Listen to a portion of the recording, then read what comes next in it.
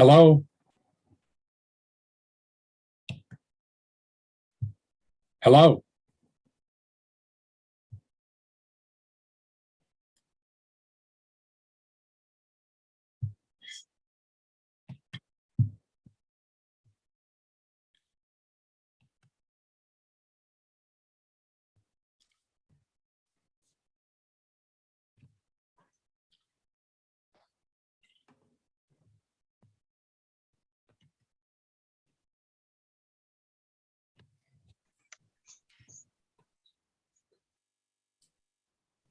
Hi there. Hi, how are you? I'm good. And you? I am okay. Just okay. Well, I just ate a big plate full of spaghetti, and hopefully I don't have it on my forehead. I don't know. What's that running down your sides of your... Fu Manchu. I had one of those once. Did you really? Oh yeah, in college.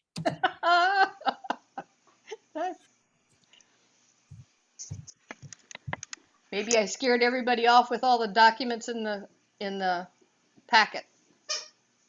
Yeah, I was scared. It's like, ah! It took me most of 2 days to pull all that together. It's like, yikes. This is a full-time job. And I suppose I should show those at the meeting. It would be good to have them handy. Okay. Libby is here. Hi. Thank you for having me. Thank you for showing up. Carrie, we only see the top of your head. Well, only the top of my Well, I was looking for the link and it went to spam again. I think you have a spam problem, Terry. I'm not the only one. Sharon has had that problem too. That's why you check your spam filter. You just never know. Yeah, well, that's where I found it. I looked at about 3 or 4 old messages from you and it's not there, it's not there, it's not there. Hey, Terry. Hello. Hi, How you Sharon. doing? Hi, Hey. Zachary. Hey, Tamara. Hello. Hi, Kurt. Hello. Zachary. You're in a different environment tonight. It's you never know what you're gonna get. That's right. You never do. There we go. All right. Well, we're going to go ahead and start up the meeting. My name is Tamara DeRitter. I'm the chairperson for the Rose City Park neighborhood, as well as co-chair for this Land Use and Transportation Committee. And I've been on the board for 14 years now and been on chairmanship for like 4 years. So let me turn it over to Kelly.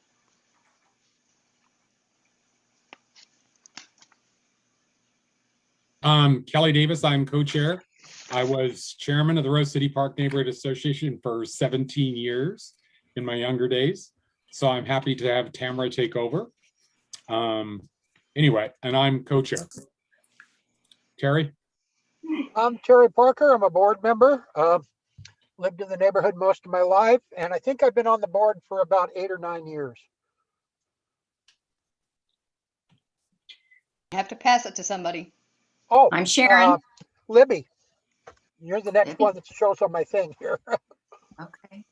Hi, my name's Libby Winter. I'm with TriMet, so I will turn it over to Sharon as I'll be introducing myself later. I'm somewhere on here. Oh, there I am. I'm Sharon Fuchs. I'm a member of the Land Use Committee. Zachary? Hi there. My name's Zachary Lauritsen. Pretty new to the neighborhood. Live over here on right near Rose City Park on the southwest corner. Happy to be here. Kurt, you're next, buddy. Hello, I'm a guest, Kurt Krieger, Bridge Housing. I'll be speaking a little bit later after your minutes are approved. And Libby introduced herself, so I'll go to Fiona. Good evening, everybody. I'm Fiona Cundy here. I'm with TriMet. I will also be on the team talking about the Hollywood Transit Center. Thanks for having us. Great to have you. And Stephanie?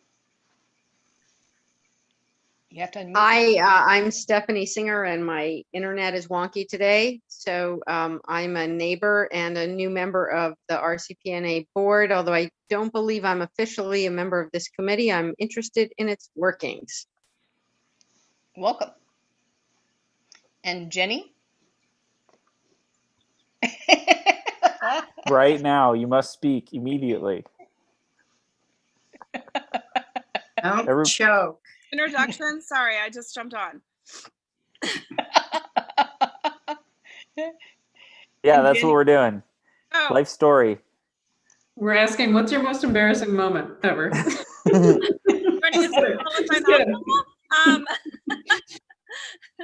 I'm Jenny Lyman, resident of Rose City Park, and member of the Transportation and Land Use Committee. Did I get it? You want to hear something else? Okay. Perfect. Excellent. Thank you. I'm having dinner, so excuse the manners. That's okay. We're good with that. All right. Sorry to catch you with the mouthful. So we'll try to work on that etiquette here. We have minutes. Well, first, I am to read some information. Could you pull up the acknowledgement for the land and the information about the neighborhood agreement? Okay, help me again. What am I gonna do? If you're on the in the packet, there should be a document that reads the neighborhood agreement. Oh, hi everybody. Hi family. I should go in the other room and just grab the darn thing. We adopted the land agreement, the land acknowledgement, and the neighborhood agreements at our last board meeting. And they are to be read at the very beginning of all public meetings at this point. And so if you could go into the documents. You see that I can't get this thing off my screen?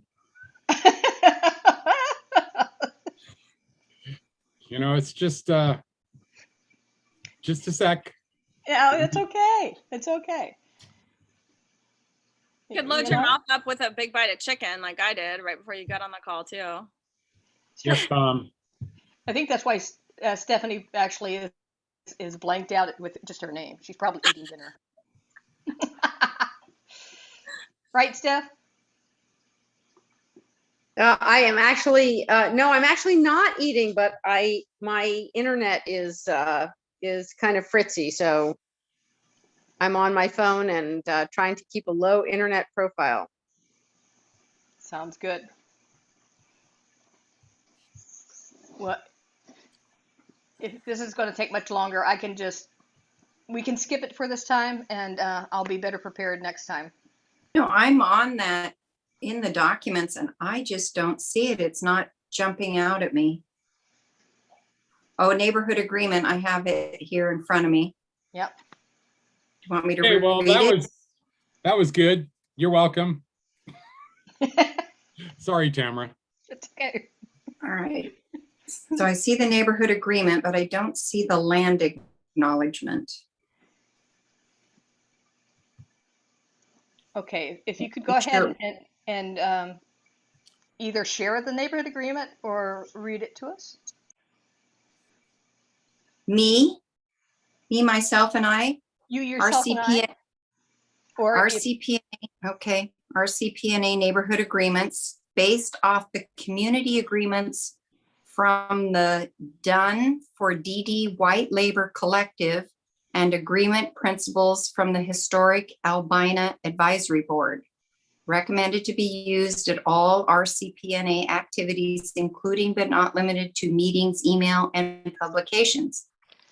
And there's a number of bulleted areas. Take collective and individual ownership.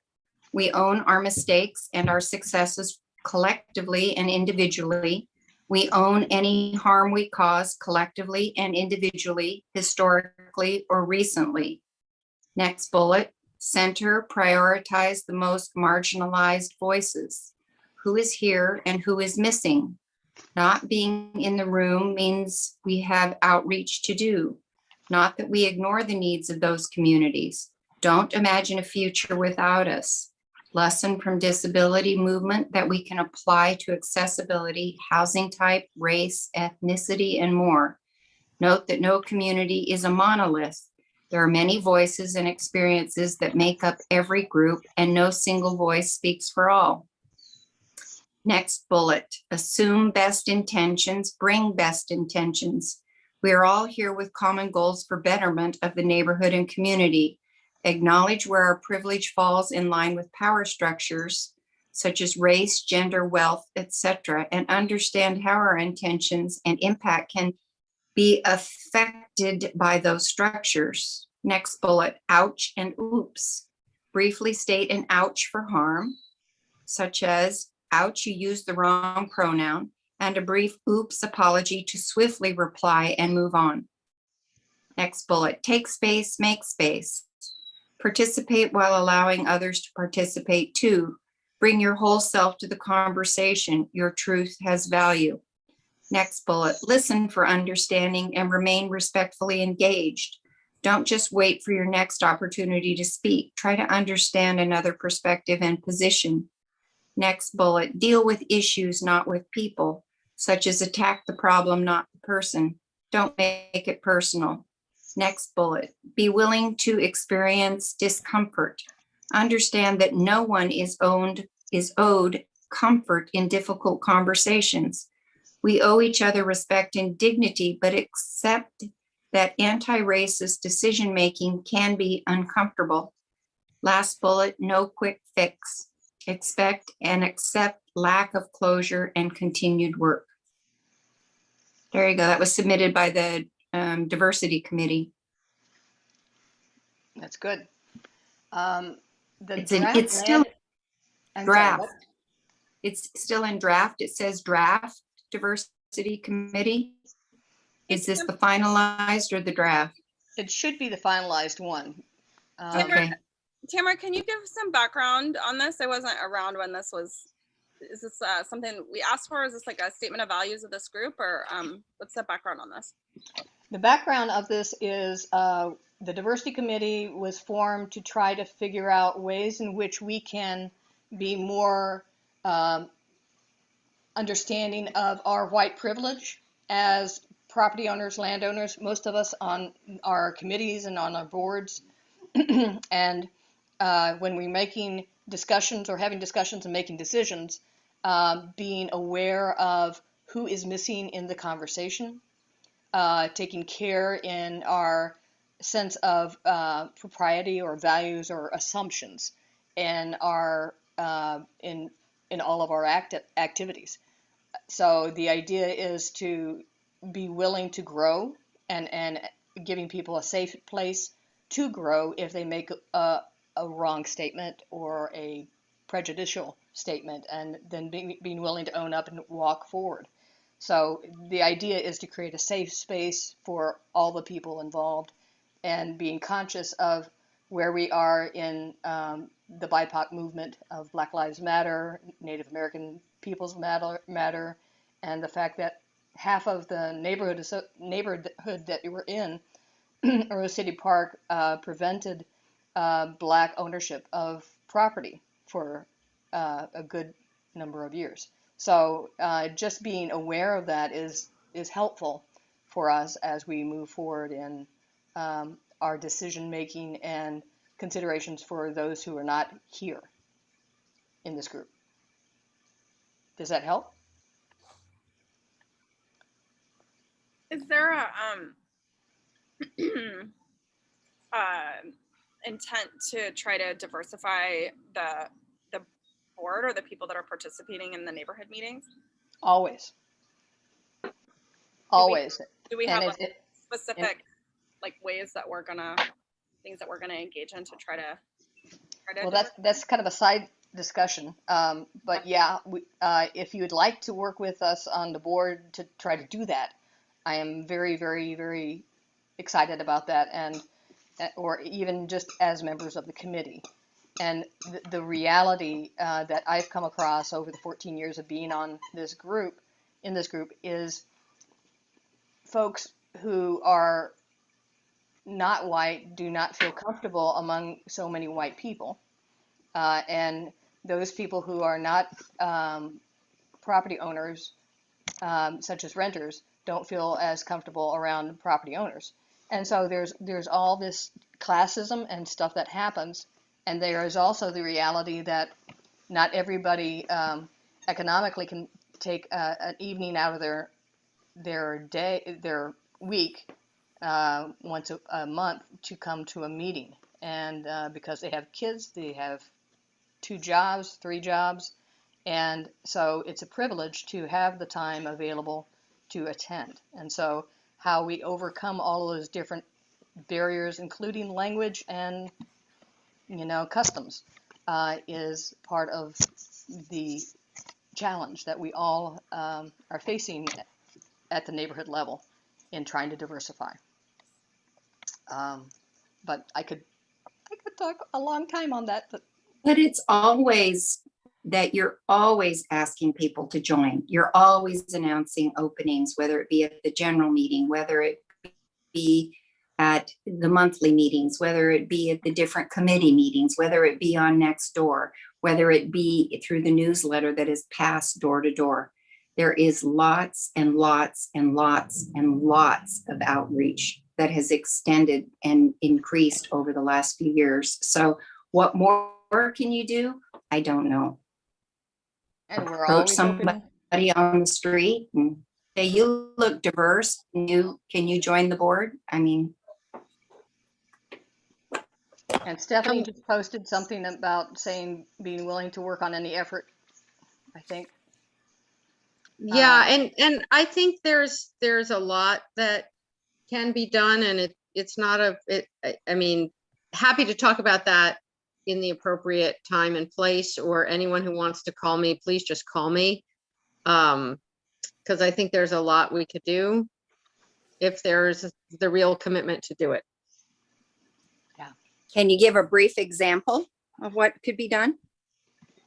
Yeah, so a brief example would be to do a carefully designed outreach based on census data, which we will have soon in detail, to talk with people who are in the neighborhood but who are not represented, and just to start conversations, to listen about what people might want from a neighborhood organization, and to start the process of listening. That's where it starts.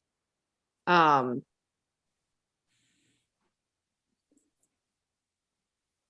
that takes care and work to do that in a way that is fair and respectful and even-handed, and welcoming.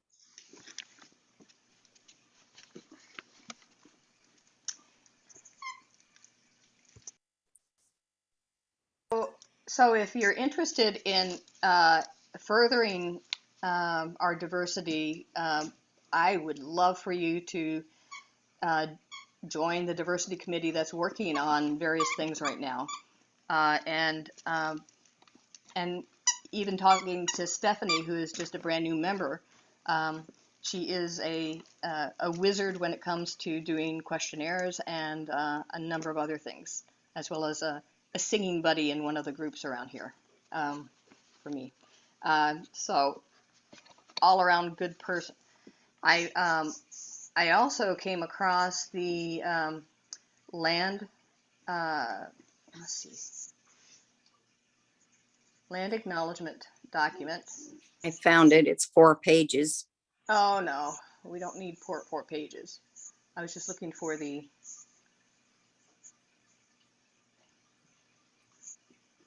first part, and it is a working draft, again from the diversity committee. and is adapted from the Portland Metro Habitat for Humanity Land Acknowledgement and including information from the Confederated Tribes of the Grand Ronde, Portland Monthly, and Oregon Live. The Rose City Park neighborhood was platted in 1907, the year of the first Portland Rose Festival. The neighborhood was designed to be a true community, providing accommodation to a wide range of incomes and people. Now, this was slightly edited by the board, and it's going back to the committee for modification. And I think at this point, Terry had an amendment to go in this. Many of the major roads were native trails. Sandy Boulevard, which bisects the neighborhood from the southwest quadrant to the northeast quadrant, connected Chinook villages from the Sandy River and the Columbia River to the Willamette River. As a neighborhood, we acknowledge that the land we occupy and its original inhabitants, including the Multnomah, Wasco, Cowlitz, Cathlamet, Clackamas, bands of Chinook, Tualatin, Kalapua, Malala, and other tribes who made their homes along the Columbia River. Currently united as the Confederated Tribes of the Grand Ronde, the community includes over 30 tribes and bands from Western Oregon, Northern California, and Southwest Washington. We acknowledge that this land was seized through coercion, dishonesty, and brutality. We acknowledge that this violent history of Euro-American settlement that sought to extinguish indigenous life from this land. We recognize the enduring influence of that history on our region and the nearly 70,000 Native people descended from over 380 tribes living here today.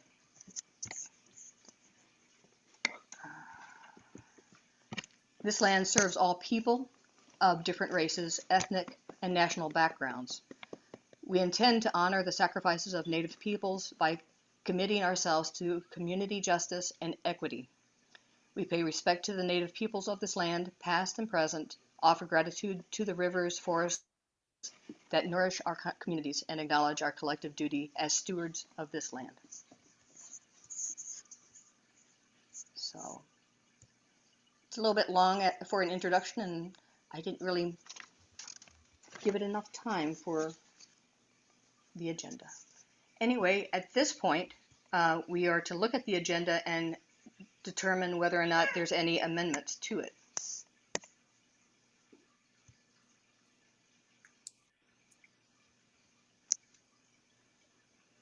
I have a puppy that's whining, so I apologize for the background noise. Is that the squeaker I hear too?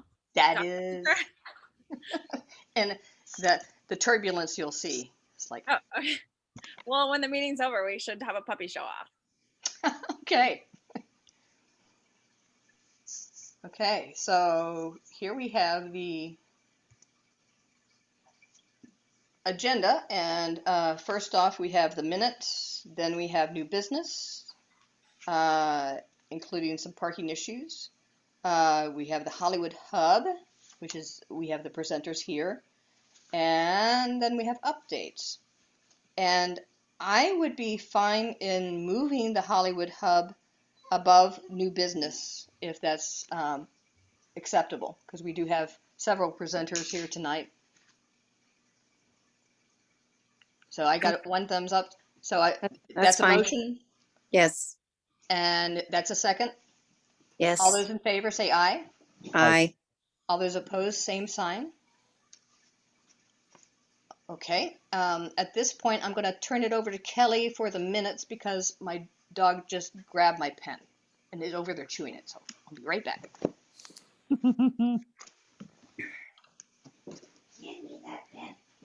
Kelly, on the April minutes, did you add my amendment under Scott Cohen's that it was a, whatever it was? So I have not done, we have 2 minutes to approve tonight. One is the April 15th minutes, and that's the one where Sharon had an addition.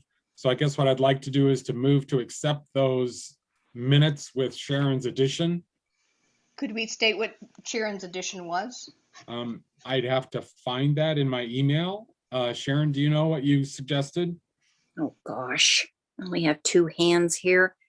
It was paraphrasing to the extent that it was through a Fix the Street program, or he said fixing the streets program, that apparently had some public comments several years ago where members of the public had requested the crosswalk at 64th and Brazee, or some fix to the area. So it was something to that nature. Are the minutes sitting in with the amendments in here? I only see the, They are not. okay. Well, with a quick paraphrase like that, it was nothing more than that. I would vote to amend them or to adopt the minutes. Okay, do I hear a second? Second. All those in favor say aye. Aye. Aye. Aye. All those opposed, same sign. Okay, thank you. Okay, those approved. Next, we have the Hollywood Hub. Wait, we have another set of minutes. Oh, yes, So the another May set of minutes. 20th, 2021 minutes that were sent earlier this week that everybody has reviewed in great detail. Yes. I think So- they did great. Move to accept, anyone? So moved. Is there a second? Second. All those in favor? All in favor? Okay. Aye. Aye. Unless- Aye. All right. Okay. Opposed, same sign. Okay, now they're passed. Now we get to turn it over to the Hollywood Hub, Libby and family from TriMet and Kurt Krieger from Bridge. Take it away. Yeah, thank you very much for having us. I'm gonna piggyback a little bit on the dog discussion. I have some new renderings that are hot off the press in this PowerPoint that take up quite a bit of space. So I'm gonna turn my camera off. Cabbage is notorious for Zoom bombing with her after dinner snores. So I promise I didn't fall asleep if I'm unmuted. So I'm gonna go ahead and share my screen and turn my camera off. So let me know if everyone can see that. All right, perfect. So my name is Libby Winter. I'm here to talk about potential changes to the Hollywood Transit Center. I'm joined by Kurt Krieger, who's the Vice President of Bridge Housing. He'll give us a little bit touch on the new building updates, although there hasn't been any changes to the design since we presented last. I'm also joined by Fiona Cundy, who is the project manager for TriMet for this project. And she's going to discuss some potential replacements of the existing ramp at the Hollywood Transit Center. And we'll touch on a few next steps also. So I'll just kind of recap the project a little bit and then hand it off to the rest of my team. So the Hollywood Hub project really re-envisions the Hollywood Transit Center. The Hollywood Transit Center is pretty unique compared to the rest of our transit centers. It doesn't serve any bus layovers, and it actually does not have any customer parking. So we really feel it's an awesome opportunity to redevelop it into affordable housing, bringing that much needed affordable housing to a really transit-rich area that also has great amenities like access to retail, healthcare, and a lot of, other healthcare amenities too. So today we're here to share some really early concepts of the replacement ramp. Like I said, these are really early concepts. We're looking for some feedback before we progress any further through engineering. Definitely not the only time to comment. We'll continue to share updates and things like that as we progress through this design. I do want to note the last time we were here, we did share some potential changes to the bus routes number 66, 75, and 77. Currently, those changes are on hold while we, one, do some traffic studies, but two, really work more closely with our community members to get any potential changes to those routes, right? That does include, working a lot closer with the Hollywood East community and apartment complex, and really understanding more of their needs for transportation, and before we move forward with any route changes, to make sure we really get that right. So I'm going to go ahead and turn it over to Kurt to do a short update on the Hollywood Hub building. Good evening, folks. Happy to be here. As Libby mentioned, I'm responsible for bridge housing in Oregon and in Washington. This is our top priority in Oregon, and we have been working diligently with TriMet staff now for 24 months on the various agreements necessary to make this project a reality. Time has flown by pretty quickly because we're getting along really well, but it is a complicated project. The building hasn't changed much, I don't believe, since the last time that your committee and the board reviewed this. It is still 13 stories. It has fewer units because we have enlarged somewhat the number of 2 and 3 bedroom units. In total, about 60% of the property are 2 and 3 bedroom units. So we're making a concerted effort to focus on family-sized units. So at the present time, there would be 202 total units. The next milestone for Bridge is we are preparing a submittal to the Portland Housing Bureau July 2nd for an allocation of funding from their, what they call the Metro Bond resources. And these are essentially voter-approved general obligation bonds that are allocated on a formula basis to the city of Portland. And they are governed by a framework agreement between Metro and the city of Portland, consistent with the will of the voters. The scoring is going to be undertaken by PHB with some form of commitment, probably in September or October. They usually make an announcement of conditional funding, and the conditions usually relate to land use entitlements and other local government approvals. So that's our critical path forward, is to attain the necessary resources. Once we have a funding commitment from PHB, we will go into design development and unleash the talents of Holst Architecture to actually take this massing study into actual drawings. The other thing that we have done, I believe, since the last time we met is Bridge went through a process of discerning who our service partners should be in this building. And we selected Hacienda CDC, who will be asked to provide resident, family, and youth services to the people living on the premises. They will coordinate with others, including the Portland Opportunities Industrial Council and other service providers, but they will be the principal provider of support services for families to live independently.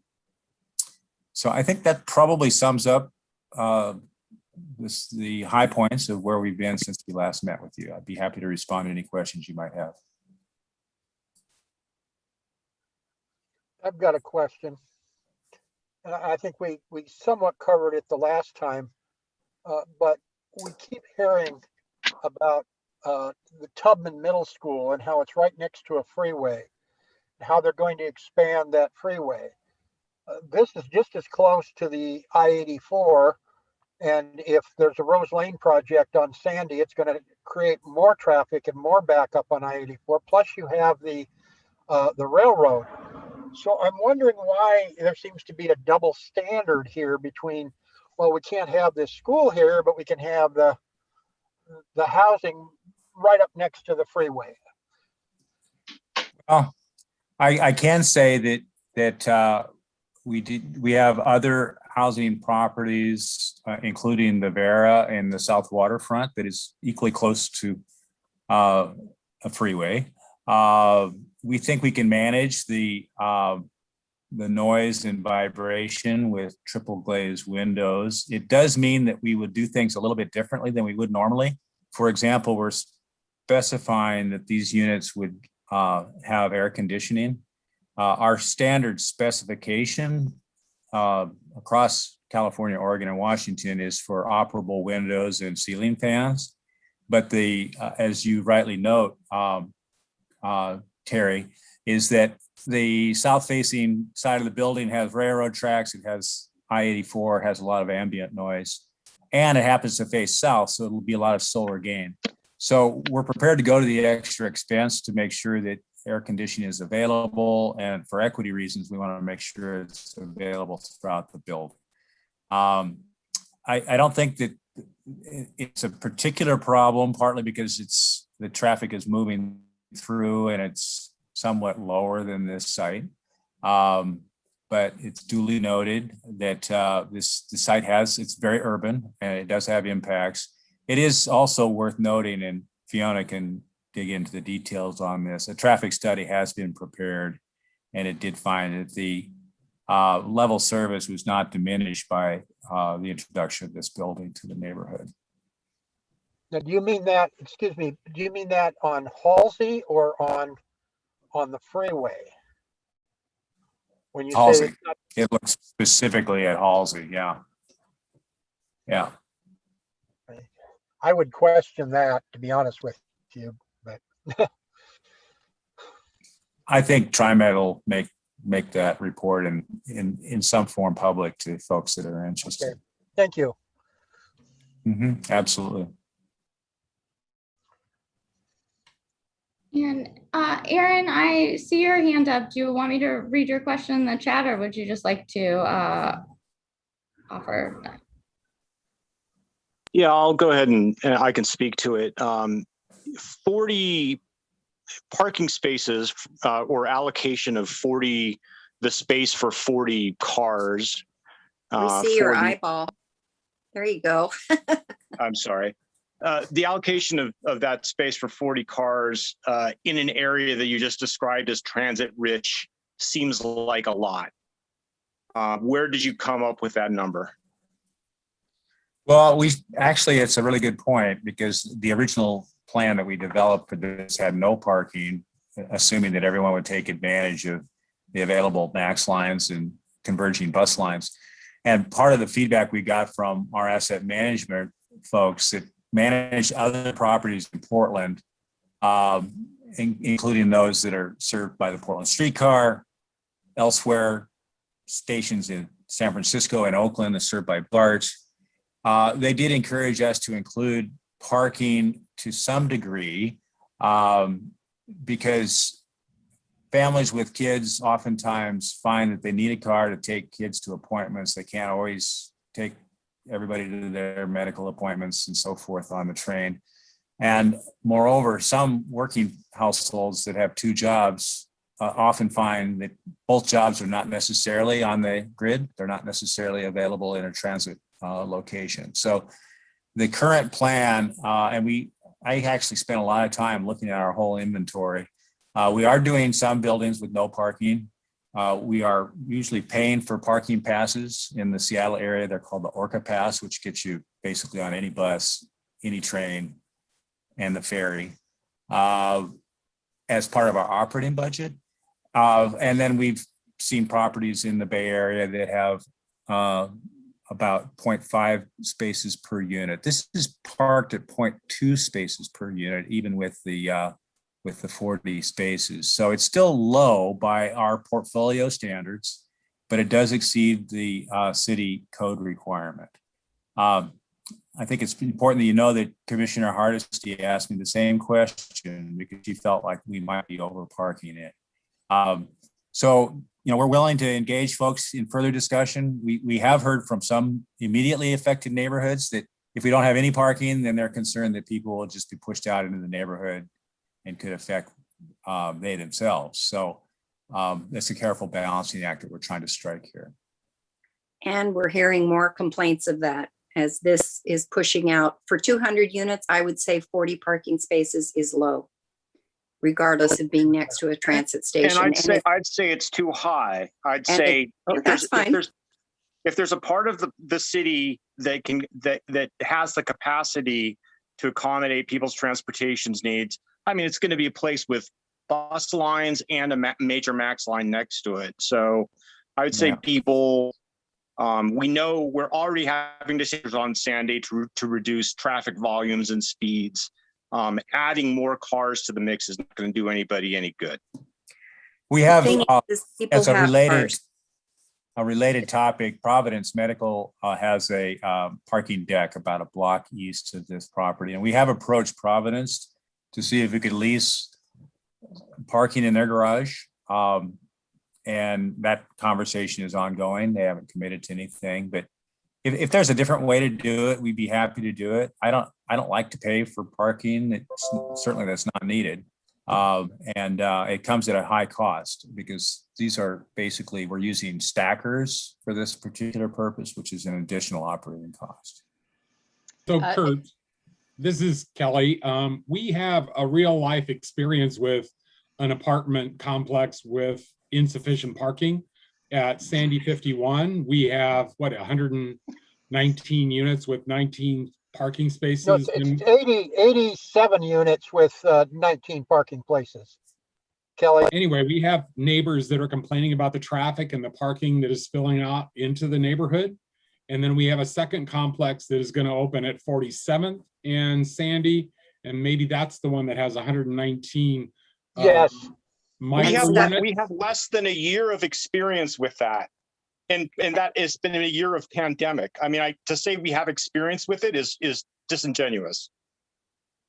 Well, people are complaining now, so the complaints are coming forward now. So that's becoming our experience. And I think that is fair. That was a fair statement. And with Sandy 51, I think there's, or the one on 47th, I think there's 7 parking spaces, and that's to be shared with the bank. So it's going to become an increasing problem. The fact is that people have cars, not always just one car, but 2 cars. And kids just don't go to doctor's appointments. They go to soccer practice, they go to baseball practice, they go to all sorts of activities that take transportation and a car, often with a parent or carpooling with other parents. And it's disingenuous to say that people who live in apartments don't have cars. They do, and they're parking in the neighborhood. And from my view, it's only going to get worse. Well, the fact is, Portland experiences alternatives. Hold on. The question I have is are there going to be opportunities for car sharing or Uber or Lyft or other type of shared vehicles there at the site? Yeah, there will be a interface here with rideshare and hailing services, being that this is meant to be a hub for multimodal traffic. So that'll be accommodated. There's a drive that allows people to get out of the lane of traffic for that purpose. I think that would be ideal. I would consider underwriting the cost of zip cars or other car sharing alternatives to building parking. That would provide a dynamic resource for the people, not just in the building, but also in the neighborhood. Found that to be successful elsewhere. So we're open to those kinds of ideas to mitigate parking demand. Just for the record, there was a study done, I don't know, about 10 years ago. Tamara, maybe you can correct me on the exact time, when they were doing a parking study in Portland, and 72% of the households in apartment houses without parking had 1 or more cars. That was 10 years ago. We need to look to the future with this planning. Hasn't changed much. Yeah, we do. And also we need to be looking to the future of the dynamic means of transportation, because everything from scooters to hoverboards are means of transportation these days. So I think we just need to be understanding that there's changing mobility and of various ages, and to figure out a way to accommodate that. And And to that point, are there places where people can park their bicycles and other equipment there on site? And charge their electric cars. This will serve as a hub for the general public as well as for the building occupants. So there'll actually be two different bicycle storage facilities. So I think that will be state of the art. The stackers that we're looking at are actually pre-wired for electric vehicle chargings, and they have both starboard and port side chargers so that any car can adapt to the stacker. So that would be built into the premise. Every parking space would be an EV charging station. Excellent, excellent. Well, That's great. The entire area of Hollywood is challenged with having to share parking, and I think sharing with Providence would be perfect because you have residents that would come home in the evening while their business is closed for the most part. So it's perfect if you need more parking. Anyway, so great. Yes, Can I ask a quick question? Jenny. I also think I'm not familiar with the exact locations that somebody was referring to with the other apartments on 50 something and Sandy.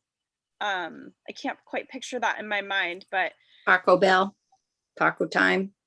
oh, okay. I think I'm with you, but this is a different type of transit access that I think it seems like the availability here. I mean, there's one line on Sandy, right? And here we've got 3 max lines and multiple bus lines. I mean, you might have better, better usage of, I mean, it seems like practically might have better usage of transit with more places that people can go from this location. So maybe it won't be the same experience that you see on Sandy. Yeah, we compare it to our other buildings that are served by the Portland streetcar, and this is obviously superior. I don't think they're really comparable, frankly. This has 3 fixed max lines and at least 5 bus lines. So, Kirk, can you talk about any kind of research in your business, your area of expertise, where there are tenants who are actually wanting what you're describing, like a car-free life? They want to be next to, they want to experience that. I mean, so building actually less parking and more housing and then advertising that is actually a positive. Is there work in that? Can you talk about that? Yeah, there is. People self-select. If they have a job at Clackamas Town Center and they don't want to spend that much time on the train, even though it's officially connected, they're going to make a decision as to whether or not that works for their lifestyle. I think that's the best possible outcome, is that people self-select around their own spatial requirements and their own expectations with respect to connectivity. Obviously, affordable housing is a scarce commodity, so some people make sacrifices and they'll drop a car and maybe take a job transfer to get the right situation for them long term.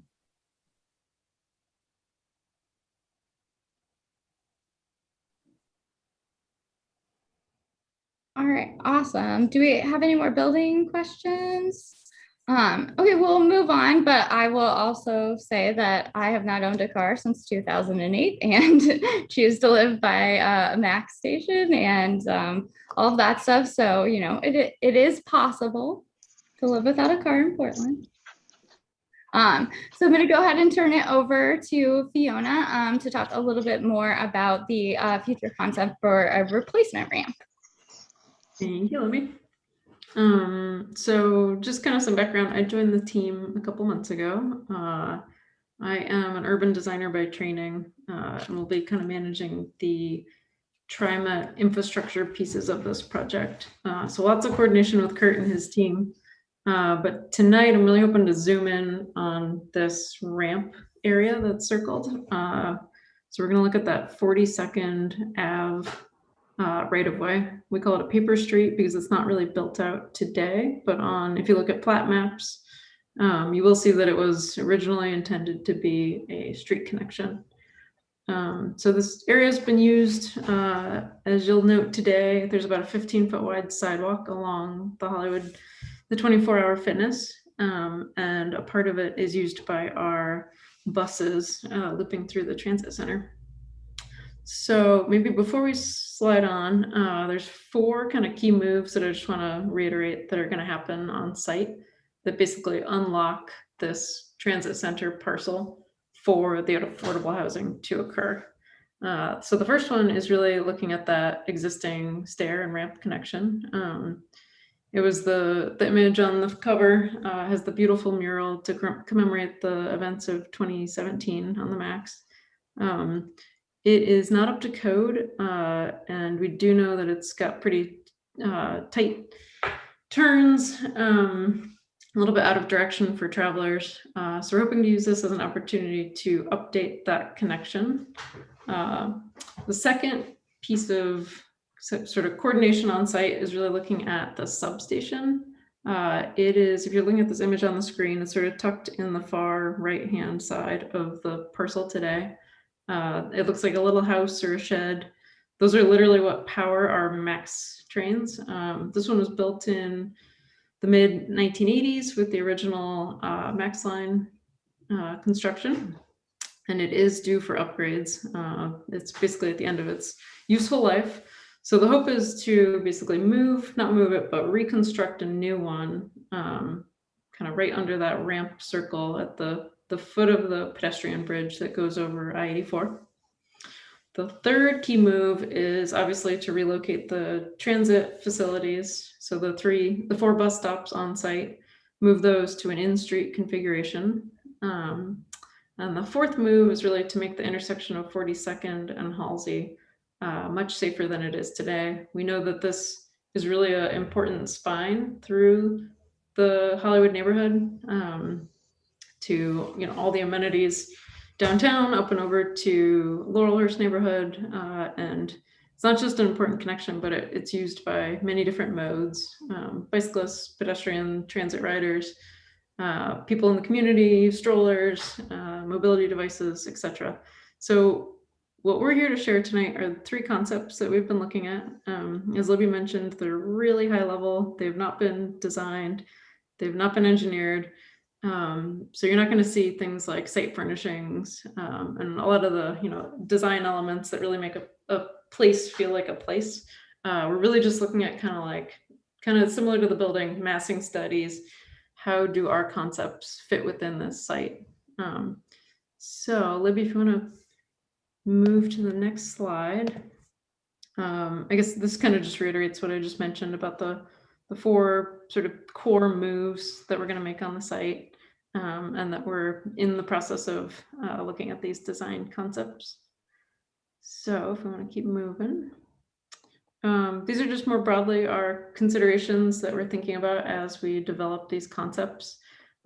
First and foremost is safety. We just really want to make sure that everyone in the community feels safe in this new space that we're designing. So looking at sight lines and lighting and kind of all the things related to safety. As I mentioned, access and mobility. So there's a lot of different user groups. So we're really trying to put some strong thinking into understanding, how there might be conflict between modes, or how we can really kind of make sure that everybody's being thought about in how we're designing this space.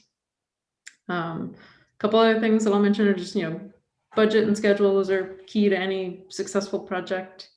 Maintenance and operations. We've been working very closely with our internal TriMet stakeholders who will be taking over this project after we build it to really, do the day-to-day maintenance and make sure that we're building something that they can maintain. And maybe just the other thing that I'd touch on is just making sure that this is a really context appropriate design and that it fits the Hollywood neighborhood, and was really a great thing for the community in the future. So maybe actually before we move to the next slide, I'll just mention there's these 3 concepts. The first one is the idea of using elevators and stairs.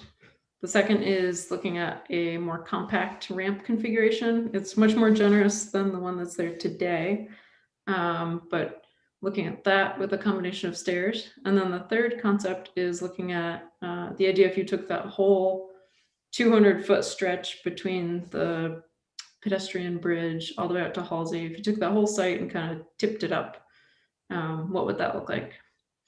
So I'm going to walk through each of the three concepts, and maybe I'll do a quick overview. I know we're kind of running over on time, and then we can do any questions.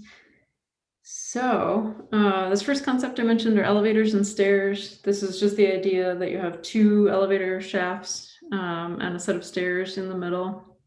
So far, the feedback we've heard from the community to date is just that, the pros of this are that you kind of carve out lots of good at-grade pedestrian space between Halsey and that connection. So being able to do events in the future would be beneficial for a design like this.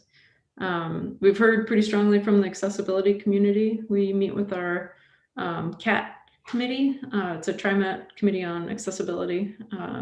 And they definitely, reinforce the concept that redundancy is important if you do elevators. So that's why we're showing two instead of one. But there are definitely, sort of some concerns about maintenance around public elevators just generally. So taking that into consideration. Libby, if you want to maybe move to the next slide, we can look at the plan view of this. So you'll see on the left side of the screen is really where that substation sort of fits within this 40-second corridor. It is about 13 feet of elevation grade to get from Halsey up to that existing pedestrian bridge that goes down to Max. So it's a lot of topography to try to gain in a little, not very much run. We are showing a 12 to 14 foot wide corridor on the east side of the site on the bottom of the screen. And so the purpose for that corridor is really that we have some pretty big equipment that will need to be serviced from time to time. So there will need to be some TriMet trucks, very infrequently, that need to pull up and replace that gear.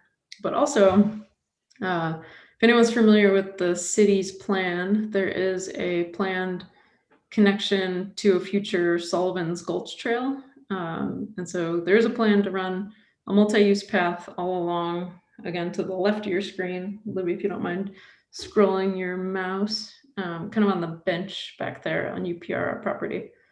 So the idea is that all of our concepts have these gates that for the near term would allow TriMet to access the substation. But then in the future, those gates could come down once the city's trail is built out, and really that could link to our station very nicely, and also to Hollywood.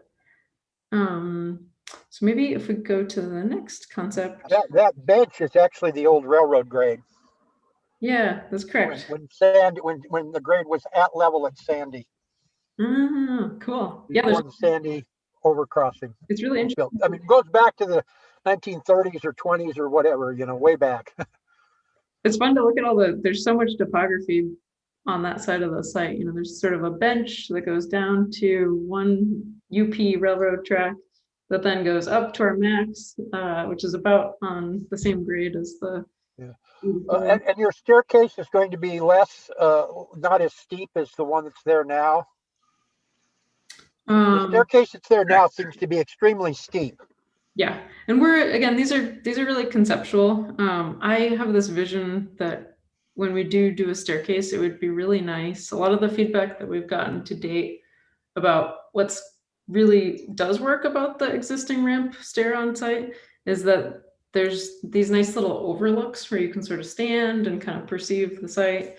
And I always think it's really nice when a stair can kind of also be an amphitheater. People can sit there, it's comfortable from like a kind of casual lunch spot. So we've got lots of flexibility in terms of sort of stair tread width and whatnot there. Yeah, just one other comment, going back, the 42nd has not been a street since at least the mid 50s, because that was where the off-ramp from I-84 was before they moved it a block to the east, and it dumped right into 42nd. And that's why this property was actually chosen for the Max station, because the property became available. Thank you for that. Yeah, it's interesting. We have a gentleman on our team who's been trying to collect, a little bit more of the history of the site for us. And well, I served on the citizen. In fact, I chaired the Citizens Advisory Committee that recommended the light rail line. Oh, did you really? Yeah. For two out of the 4 years, I chaired the committee. You've got the memory from the initial development. That's pretty right. Cool. Wow. So Fiona, yeah. At the last presentation, they talked about potentially businesses spilling out onto the sidewalk with tables and chairs and other things. And does your development envision something similar in this plaza if you select this scheme? Yeah, I think generally across all schemes, we're really hoping that we can activate this corridor. So, I know Kurt and his team are looking at, Libby, if you'll maybe hover over the corner of the bridge building, looking at that as sort of our mobility hub where there's bike lockers. The phase 2 development, that's sort of like it's a placeholder. There's not really a plan for it just yet. I think it'll be used for construction phasing, to build both our project and then the bridge project. But the hope is that long-term that's also a mixed use first floor, really lively use so that, there is really good permeability to our site. I would also add, we've been meeting with the city of Portland, and that's something that's pretty prominent in their initial feedback is just really how to add first floor uses that are conducive to our site. So yeah, we do hope, there will be in the future when the phase 2 development gets a little more defined that, tables and chairs and again, sort of a variety of opportunities to sit and rest and enjoy the space will definitely come about. Yeah. Yeah. I was wondering what the green stripe in the center. So that it's not really defined, but it's sort of a hint that we do know this is a really strong bike connection, and to my point of like trying to understand how user groups interact with each other. We want to make sure that bikes kind of know their place in the plaza. So this is just a suggestion that there could be, sort of like a green stripe of some sort that really designates, if you're coming off the Max or you're coming off the Ped Bridge, this is sort of your 5-foot corridor so that you're not kind of weaving through tables and chairs and whatnot. Really has, more work to figure out kind of the scale of that and if that's appropriate. But it's sort of a hint at, again, trying to create some of that site organization between users. Why don't we, Libby, why don't we go to the next concept? We got 2 more to get through. This one is, we're calling this the compact ramp and stairs. So this is, I guess I would say it's a big improvement on what's out there today. There's a much more generous staircase. There is a more traditional sort of ramp. It would be up to code, so much more generous slopes on the ramp itself, much wider. We've heard pretty strongly from our accessibility community that it's really nice to have break points when you're in a wheelchair wheeling up a ramp. And so we're trying to think about that in terms of like kind of how do you carve out these little areas for a bench or somebody to wait for a couple minutes. This also has that 12-foot, 14-foot connection to Sullivan's Gulch in the future. It does preserve a little bit of that plaza space along Halsey. Again, that could be programmed for future events, farmers markets, whatever it is. Question. Yeah. Why do you have it on the west side versus on the east side when your bike route comes directly into it? Because the bicycles will be crossing in front of the staircase to go up the ramp. Yeah, and I think that's a great comment. Again, the bike lanes are sort of just hinting that there's a bike use on our site. I think that's definitely something, now that we're thinking more about the future iteration of the Sullivan's Gulch opening up. But I mean, even to get to the light rail or whatever, the bicycles will be crossing, and I can see them coming down the ramp, and somebody stepping off coming down the stairs, and there's a collision. Okay. Yep. And I should also mention, one of the things that we've heard. So we went to the Bike Coalition last week, and they gave us a couple of good precedents for runnels. So runnels are, those little things sort of built into a staircase. Bike rails, yeah. Yeah, you can put your wheel in and sort of push rather than going up a traditional ramp. You can take the shortcut up a staircase. But there are people that won't get off their bicycles for anything. So yeah, and that's kind of where we're at, is that we're thinking, there's not one type of biker. There's the super sporty, traditional bicyclist who goes really fast, and then there's people with giant cargo bikes with kids in them, or with who are riding them for work, who obviously are not going to be going down a staircase. So thinking about how we can provide multiple options for somebody like that is really kind of where we're at. And why don't we give a quick look at the third option? We do have videos that we can look at. Here's a quick overview. I would just say, if there's anything I've learned from being on this team so far, it's just that this isn't a huge space, and we're trying to do a lot with it. So it really is kind of a challenging design exercise of, how do you make so many connections, both from the Ped Bridge down to Halsey, from this future trail over to Halsey or up to the station, between future residents of the development, kind of into our site. So this is that third concept. It really, again, it came from the idea that, all right, if you were trying to connect up 13 feet from Halsey, you draw a straight line, you do one big long ramp that's not as steep. We've heard some good feedback that people like that this is a really universal design.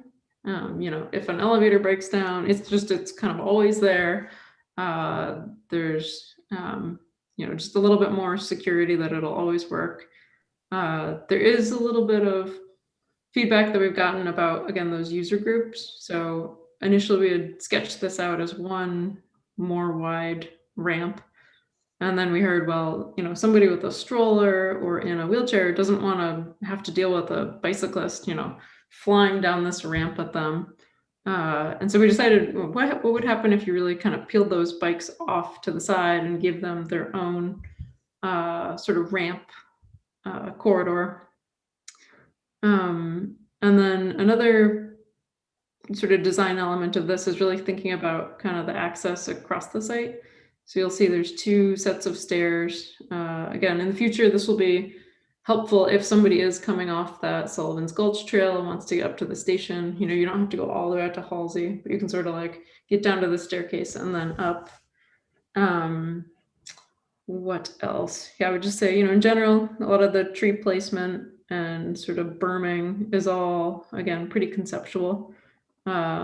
We have met with the owner of the building to the east, 24-Hour Fitness. And they do, this is obviously right in their front yard. And so the feedback that we got is that they really don't want something that's coming right up to their building. And so we've been trying to understand, how could you build a concept like this, but kind of carve away at the sides of it so that it's not just a drastic wall in your face. So plenty more work to do on design, but just sort of conceptually. You lose all the flat space that you could have other activities going on with this design. To me, it's the least of the three. Yeah, that is definitely the trade-off, is you don't get the plaza space. That's what I was thinking. Yeah. Yeah, certainly. It's basically the full utility has been programmed for circulation, site circulation. We can obviously provide site furnishings and whatnot along this ramp. but yeah, you don't get that flat space that you can sort of do whatever you want with it. It also somewhat impairs the folks from the new either the A building or the affordable housing building to access the space, because you end up facing a wall going that direction, and so it makes it not very friendly for them. And one of the suggestions that I made when we had our last presentation was on the secondary building there, that you kind of daylight the first floor, have garage doors where you could have all sorts of activities, a community room and everything, but it could be almost like an outdoor community room. And this would really impact that, because you want it to open up onto a plaza. Yeah, certainly. We were at the pedestrian advisory committee last night. And maybe Libby, if you'll kind of circle the area, but right next to the phase 2 development, there were some comments that sightlines aren't great when there's sort of these little odd spaces. So thinking about how that first floor of the future phase 2 could be kind of cut into, as you say, or just, how do you mitigate sort of the earthen edges of this ramp? Someone had thrown out the idea of just adding a tunnel in the sort of the center of it, where the courtyard for the phase 1 development comes through. I think in general, we're a little bit hesitant to propose something like that. I think there's just generally a lot of security concerns with covered spaces that are, there's essentially tucked away from the street, without a huge sort of eyes on the right of way sort of thing. One thing I would add to Tamara's point, at least insofar as the bridge building is concerned, at the elevation of the bridge, it would be possible for any of these 3 plans to have a mezzanine point of ingress and egress for the building occupants themselves. So they could essentially exit on a 2nd or 3rd floor to avoid the ramp entirely. And maybe Kurt, do you want to talk about the courtyard space a little bit more? So there's between phase 1 and phase 2, there is a pretty significant area that we see as also an amenity. We are trying to do a lot of things with that space. One is it would function much as a WUNRF, that is the protected pedestrian way that would also provide limited access to vehicles. So the area in front of the building itself would not have the complexity of having vehicles, but the leg from the building lobby to Halsey extending along parallel to Target would have some vehicular access. So that could be programmed as well. And we were mindful that in selecting Hacienda, that they've had a pretty good impact in Southeast Portland with the Mercado, thinking that this might actually be a good fit for them, because they could help activate that space. No promises have been made in that regard, but that would be sort of a shared public space that could be used for programming and eventing. So Fiona, scheme 1 has the 2 elevators. They're probably going to be very slow hydraulic elevators. We haven't got to that level of sort of mechanical detail yet, but I would say, the most recent elevator that TriMet has built is the Gideon Crossing, also known as the Bob Stacy connection, sort of down by our orange line. Trying to think of some more landmarks down there. Down by the rail yards. Yeah, just like 12th and Clinton. Thank you. So my question, Fiona, is the kind of the level of service based on what kind of pedestrian flow and what wheelchair users and others. Is there a level of service between the 3 schemes like that says that one is like an A level service, a B, or a C? No, that's a really good question. And it gets to something that Libby and I are working on, is that we're trying to understand a little bit more about the statistics of our site. We do have a little bit of ridership data, between people getting off Max and people getting off buses, but we're trying to coordinate with our internal, I'm not actually sure if they have a name. We have a sort of a planning group that does a lot of data, and they conduct these intercept surveys. So our dream is to go stand at the top of the Ped Bridge and during, sort of peak commute hours, really get a head count. Literally, we do this on the buses every year. You get a form. It's just a really quick questionnaire that's trying to understand where you're coming from, where you're going to, what kind of mode you're using. Are you connecting with a car? Are you connecting via another bus? So that we can really get a little bit more of that representation of, how many people are we talking sort of use this site now. And then part of our traffic study that was done for the building does have some projections about sort of foot counts, how many people are coming and going to the phase 1 development building in their calculations. So yeah, that really factors into sort of what is the most appropriate choice based on how many bodies are circulating here. You mentioned the traffic study again, and that's one of my biggest concerns is staging the buses in the street and the congestion that it could conceivably create, because that's one of the most congested areas of Halsey between Cesar Chavez and 47th. And part of that, not always, but part of that is when Providence exits or Providence enters.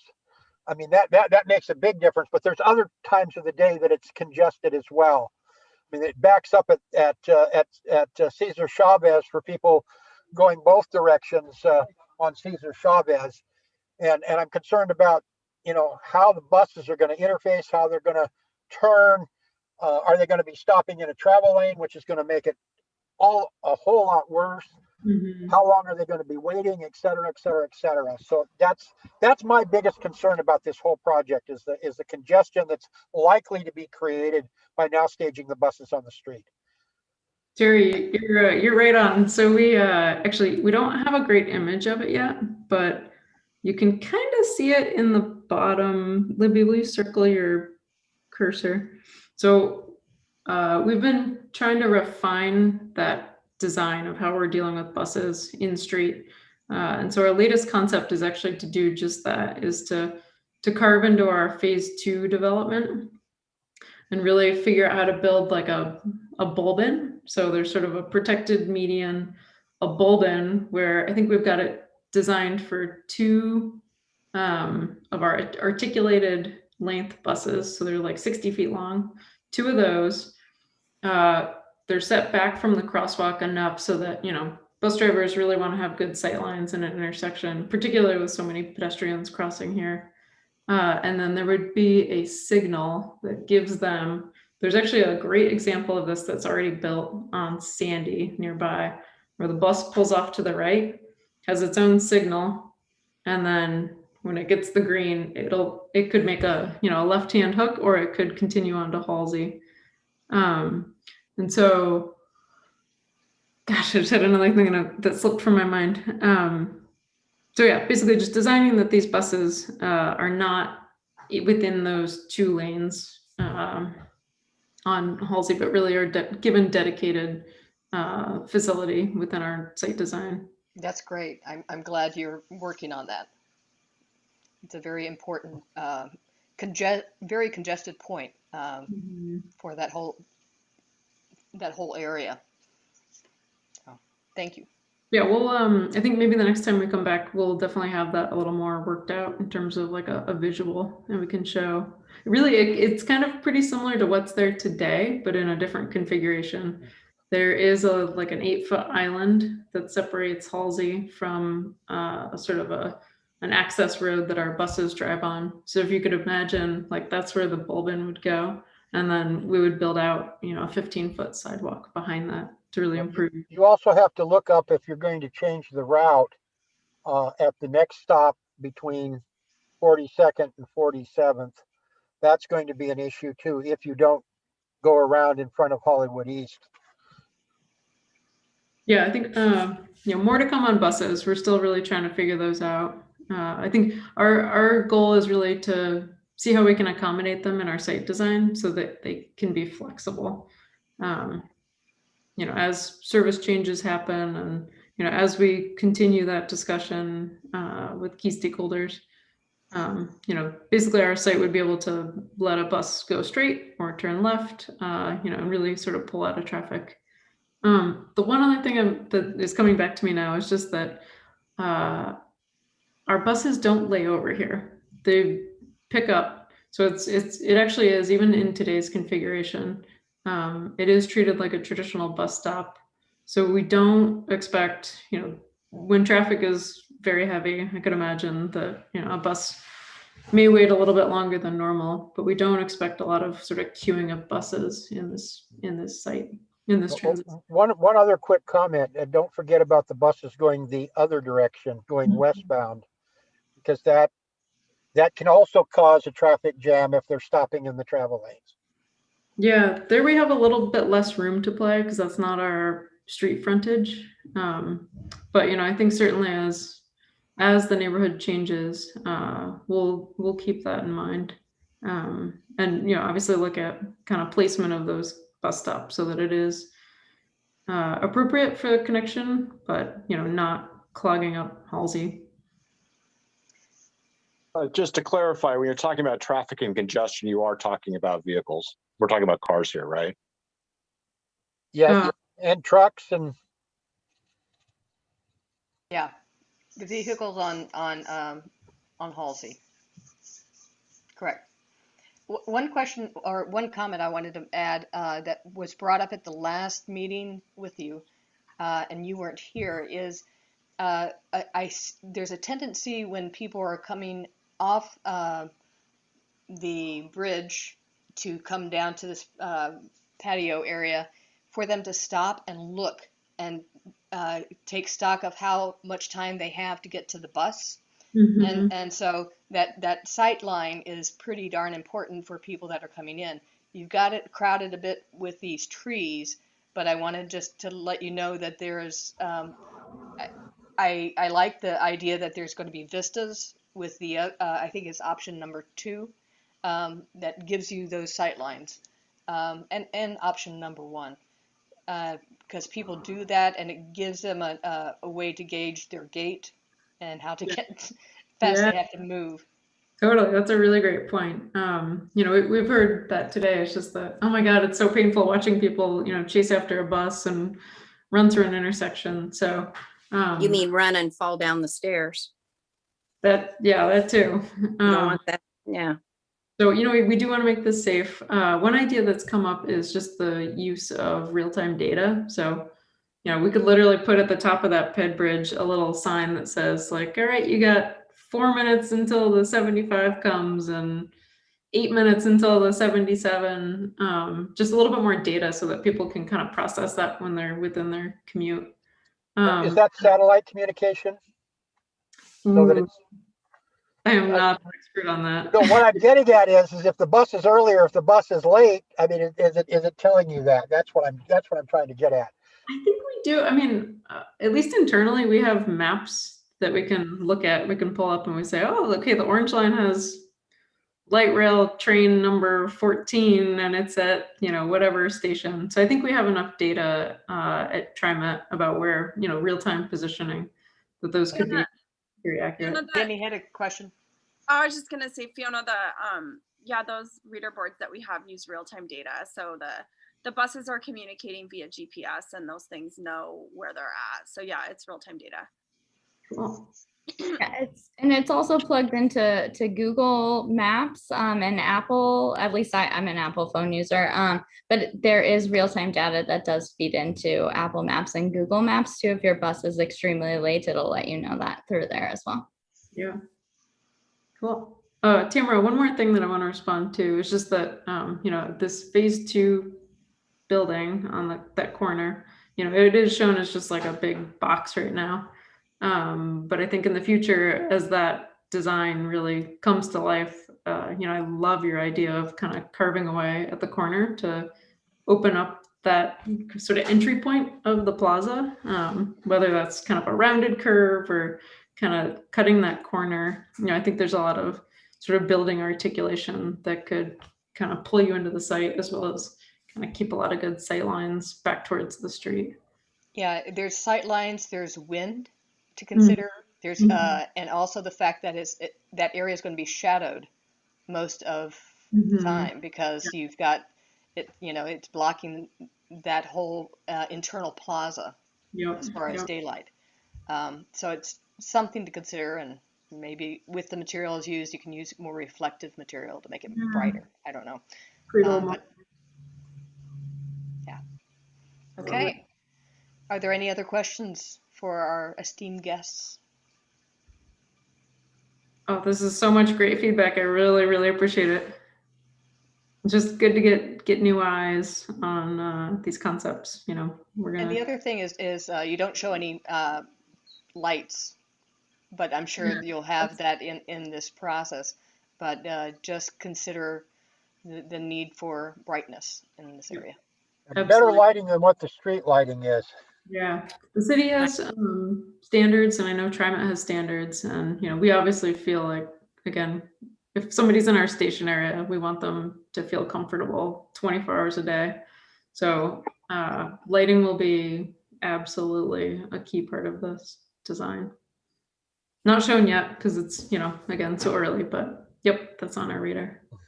Wonderful. I'd just share as a piece of feedback that I'm really excited about a lot new housing going near transit so that people can live without cars. So that's really rad. Thank you for that comment. Yeah, we are all very passionate about this project, and I feel like it's an incredible opportunity for TriMet because we're looking pretty deeply at what resources we have, whether that's land or something else, and figure out how we can really address our community's housing crisis so that we can continue to prosper as a region. So yeah, and Kurt also mentioned at the last meeting about making sure that the air quality is going to be filtered in the building, because you don't have very good air right there on the interstate coming in. Yeah. So I appreciate that as well. Thank you, folks. Awesome. Well, feel Thank free you for having us. Yeah. Feel free to follow up, if you sleep on this and have some realization, some great design idea that you need to share with us. We will, our next steps are, we're trying to gather as much feedback as we can right now from the community and all the different sort of user groups and stakeholders, and then really try to understand which of those three concepts is the best to move forward. Can I ask one quick question? Sorry, at the last second here. Yeah, go for it. You mentioned the Sullivan's Ghost Trail a number of times tonight. Is that actually something that's on the next few years' radar? Or are we talking decades? Or what are you thinking here? That's probably a better question for a city representative, but my understanding is that it's a line on a piece of paper. There's no funding attached to it. But where it affects us is that, the city has kind of on their map defined that we need a connection at Hollywood Transit Center. So we're essentially like building that capacity in our site plans now. Okay. So whether that happens in 5 years or 40 years, like our site design is really sort of set up to access and connect with that. I thought that was your answer, but I had a little hope. It'd be a great project. So hopefully the conversations on that can keep going. Sure. On behalf of the Rose City Park neighborhood, I really appreciate your coming and sharing your information with us. Thank you. We'll be back. Have a nice evening. Yeah, thank you guys so much for having us. And Tamara, I will say too, I work in the transit equity department. So if there's anything that I can do to further support, your organization's, growing equity needs, I'm always happy to provide information that's translated in Spanish or any other languages that would be helpful to, your community members. And if there's any resources that I can provide to help you also, work to diversify a little bit more, please feel free to reach out to me. Great. That's great news. Thank you so much, Libby. I appreciate that. Thank you guys so much. Have a wonderful evening. Thank you. You too. Thank you. Thank you. Okay, we are running a bit behind, given that it is 8 something. All right, so we had under new business, conflict of interest forms, and hopefully everyone in this group has had the chance to complete theirs and submit it. So Who is I, from the committee tonight? Zoe's not here. No, he's not here. We Right. had a new I don't know if member. I sent one for the board previously or not, if I need to do another one. So we did one, Tamara, at the end of April. Mine is dated the 30th of April, and we sent it to Dawn to give to CNN. Okay. Are you saying we need to do a different one now? I don't think you do. I think Okay. as long as you've got one that's been completed recently, it should be fine. I don't know what it said on the top of it though, so that would be the question for Rhonda at CNN, because the form she sent to us says 2021 21, to 22. 22. Yeah. I think I was supposed to be officially added, but I haven't received any emails or any forms. I have no idea what you're talking about. So Oh, okay. just whenever, obviously no rush on my end, but let me know what I need to sign. I'll just put my John Hancock everywhere. Yeah. So Well, can you it's see the form I pulled up?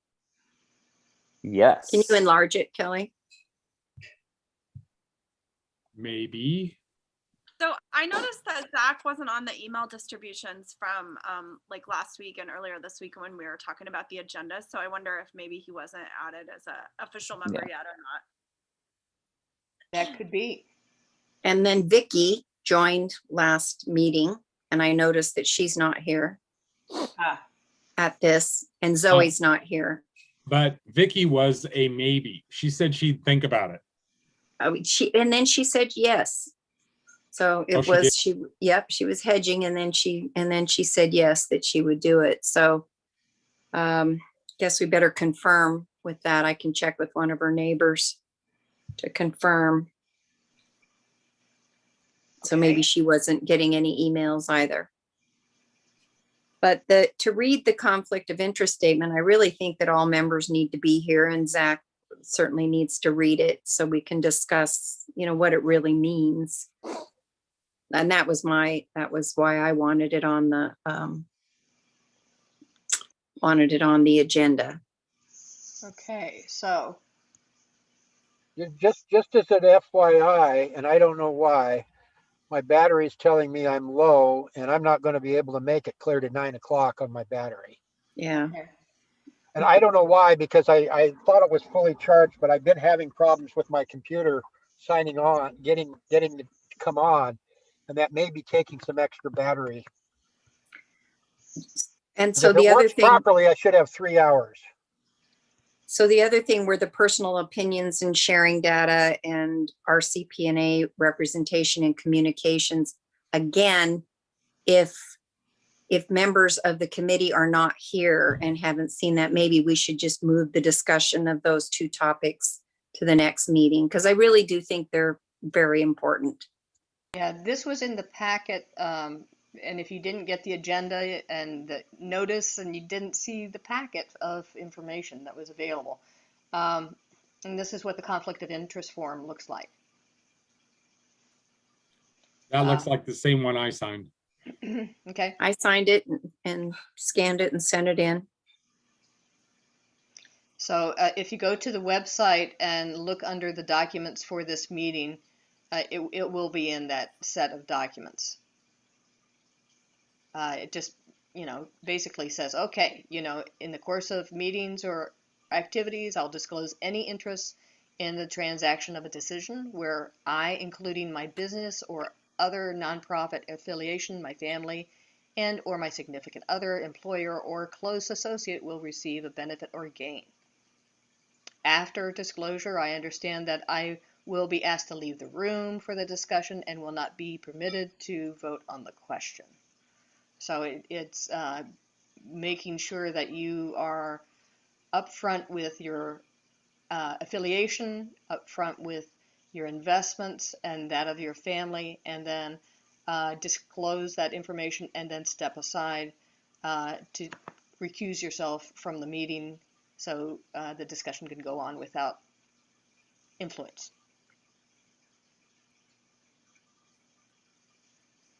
And all of these are kept at Central Northeast Neighbors. And even though she asked, the executive director has all the board members sign it, I have all the land use and transportation people sign it as well. And the reason for that is because we have a charter that allows the neighborhood land use and transportation committee to go ahead and make a recommendation on behalf of Rose City Park if it's time sensitive.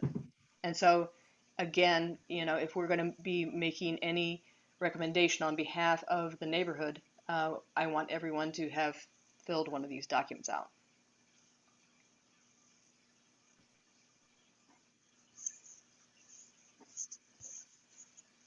Okay, so we'll postpone the rest of that new business. I don't know if Sue Wickeser has been able to join us tonight. She's not on as a She's not on. participant, at least on the Zoom meeting. I don't know how you access the participants on YouTube. I'm not sure either. Well, then she couldn't speak, right? Even if she was on YouTube, she couldn't speak. Correct. True. Yeah, well, Let me go ahead and open up her letter though. And this, of course, was case in point regarding neighbors and difficulty with parking in the This is the neighborhood. one about parking, yeah. Yep. Yeah. This is going to happen more and more and more and more. yeah, So what's Aaron's last name? He didn't say. Zoller. Aaron, are you still there? No, he's not here. Zahler. Okay. I met him. I met him at the Rose City Bluff Restoration. I go on the Sunday mornings, that's great. and so Such a good group. Zach, spell that again for me. Zahler. He said he's going to try and come when he can. Okay. Yeah, he didn't. Tamara asked him to identify himself, and he didn't say his full name here in the chat. We've seen him before on other issues, especially regarding 60th, when we wanted to move the bike and also the GoPro car parking problem. He has shown up several times before. Go away. Close these darn things.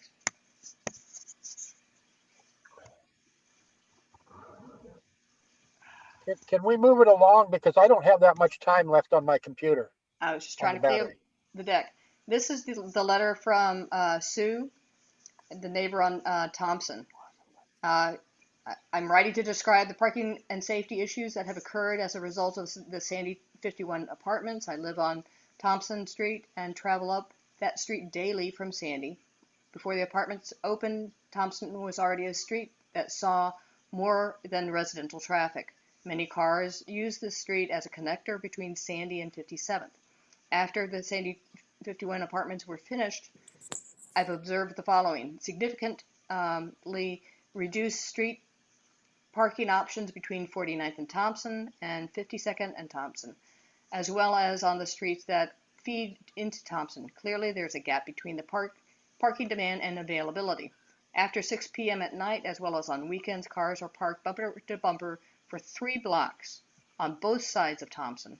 This was not the case previous to the opening of these apartments. Problems with visibility, safety. Because there are cars parked on both sides of the street to the corners, visibility is reduced on both for bikes and automobiles. It's difficult to see oncoming cars from feeder streets. In addition, because it is a residential neighborhood, I have seen children run out between the cars or dash out from the corners, and they are difficult to see from constricted visual range and no clear sighting to the sidewalks and corners. The fact that there are at least 3 cross streets with no stop signs along this stretch of Thompson between Sandy and 57th exacerbates the safety issues. Issues with maneuverability. After 6 p.m. on the weekends, if two cars are approaching this congestion from opposite direction, one car must stop. It goes on to say that there is not a place for them to allow them to pull out. The roadway diameter allows only one car to travel, which we have in several places throughout the neighborhood. There's no place to pull out mid-block. Sometimes if there are wide cars such as SUVs on both sides, there are only inches on either side of the car driving through.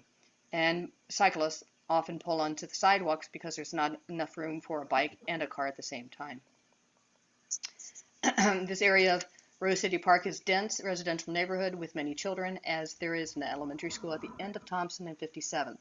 I have called PBOP and left messages about the situation several times, but to date have not received a call back. I know that the families around the blocks where I live are interested in working on a solution to this issue, as am I. Please let me know what we can do to advocate for change to this dangerous situation. That's what we got. So we don't know what the occupancy of Sandy 51 is. My guess is that it's maybe 25% occupied. So whatever problem there is going to get maybe 4 times worse. Right. And then of course the 47th, the Umpqua Bank Apartments, and they call it KOZ on Sandy now, I think is the official name of it. KOZ, yeah. That's the developer's name, right? Yes. It is. Anyway, things are going to get worse, and I don't think we have much option here because, parking is going to be an issue, and we don't want to do parking passes or what's the term I'm looking for? Parking permits. Because they would, in all likelihood, qualify for a parking permit if they live there. So I'm not sure that helps. Well, it would give people a limited number of parking permits, but oftentimes they over provide those, and so it's a matter of who gets there first, and so They'll just park blocks away. I mean, this is what's happening in Seattle. It's this constant fight. Too bad the other fellow isn't on now. This is exactly the problem that we're having. People live in apartments, but they have cars. And they're not going to give up their cars. I don't care what anybody says, because they need their cars. It's very difficult to put a stroller and grocery bags on a bus or on a cargo bike. They have cars. Plus they want their Subarus so they can go to the mountains or go to Bend or go to the beach. So we'll just park it out in the neighborhood somewhere and just leave it there until a complaint is filed. And I will say that as a neighborhood, we did great outreach. Absolutely. We publicized this. We had multiple hearings and talks about it with the developer. Same with the one on 47th, multiple. And everything we could probably list 25 more problems that we brought up, what was going to happen with this development. And she listed a few that came to fruition, but there's going to be more. And I can't see that we can do a darn thing until the pendulum swings the other way and the city finally sees, oh, gee, people do have cars. They have electric cars. They need to be able to park off street. That's the hilarious thing. Now on Nextdoor, people are complaining about vandalism of their cars. And so other people are saying, well, park in your garage. Well, there are no garages. You don't have a garage. Right. So My suggestion is that we at least notify the city that we've got problems, and that I would like to say that they're part of it. But yeah, you're definitely part of it. Well, I think there's at least the idea of getting a stop sign with those 3 different streets that don't have a stop sign. So if there's one at least in the center of those 3, it could help at least reduce some of the speeding. But she didn't really get into speeding that much. It was just more like congestion. Kelly, can you talk about, you were saying about the parking passes? I mean, one of the, just looking at Economics 101, one of the ways to reduce usage is to up the price. And so to have some sort of a price for parking rather than just free parking everywhere. And so can you talk a little bit more about parking passes and why we would dismiss that out of hand? I'm just curious to hear more. You know, I don't know the specifics of that, but I thought that if you're a resident, you qualify for a parking permit.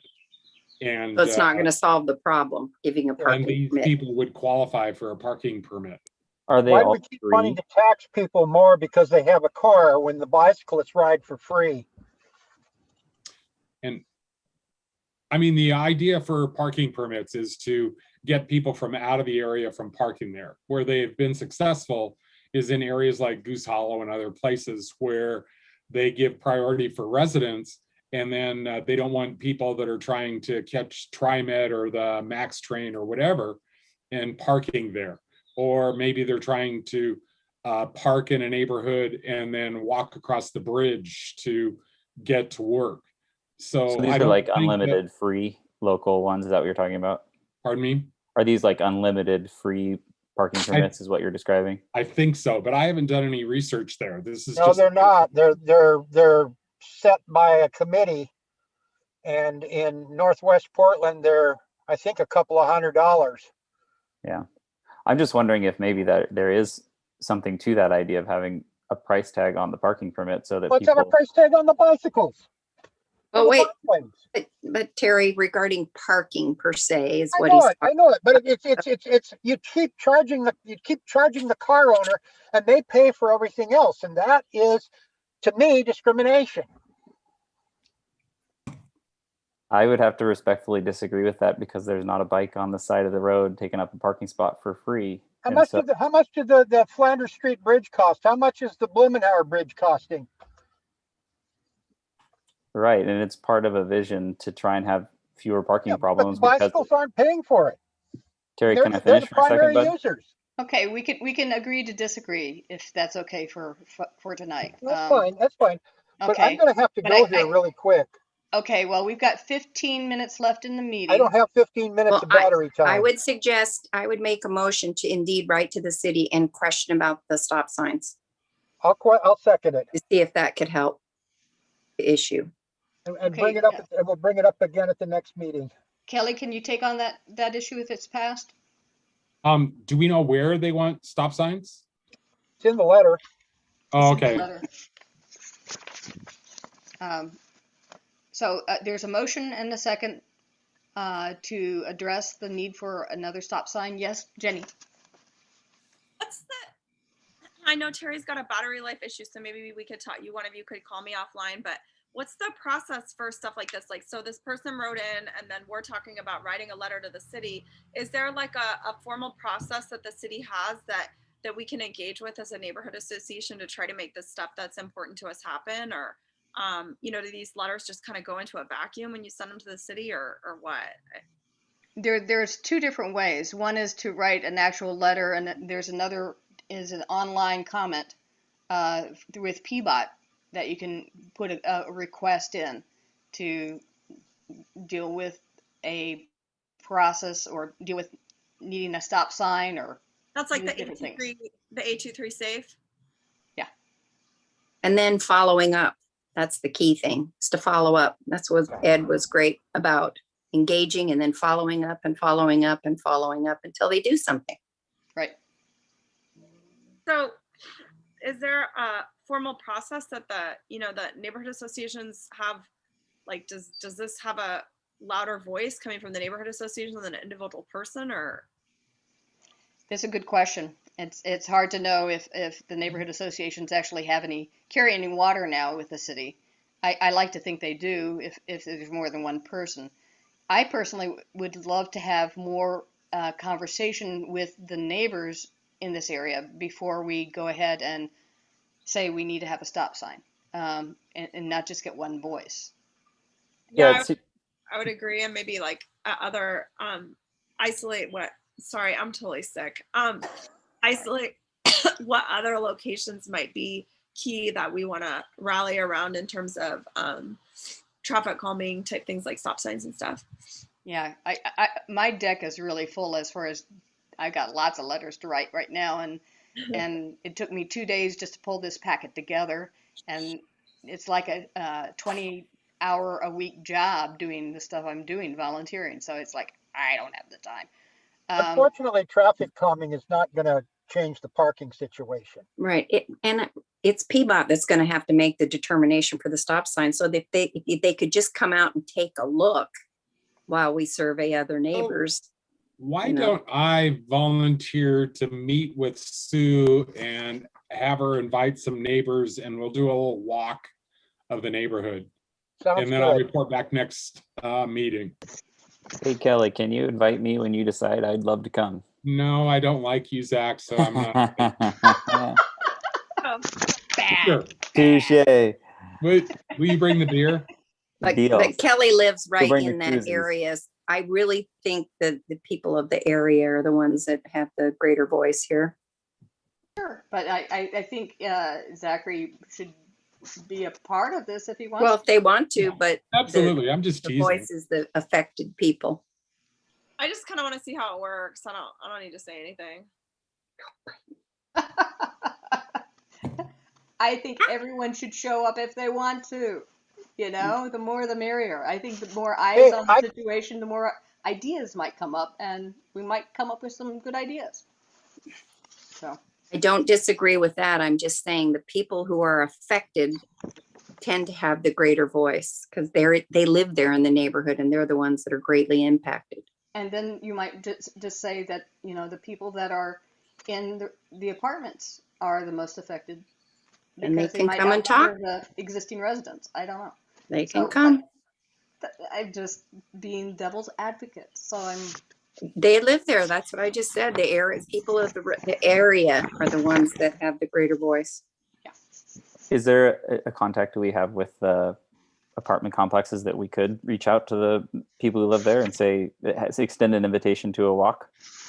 Well, I reached out to the developer to see if we could do a little tour and never heard anything after repeated calls. So my next tact was going to be to walk into the apartment building and get a contact there. Okay. Yeah, that's a bummer. You know, it might be worthwhile to invite them to this little walkthrough that we're going to do with the neighbors. Yeah. Let me walk into the apartment building and see if there's anybody there. That's a great idea. The door might be locked. I don't know. I don't know. You can put a sign on plaster it say, "Call me." You know, We Meg want and to meet. Jay live right across the street from this, so it's not like, you know, It's true. they're an impartial viewer. Jay's on our board. Meg is. Well, Jay was on our board. Meg's on our Was. board. His wife. Jay stepped down. Okay, so we have all of 10 minutes left. What I can do is go through and say that we did get the letter on the DOZA testimony approved by the board, and also a letter being sent to the city as well as the RCP Society, which is at 62nd and Halsey, asking about the definition they use for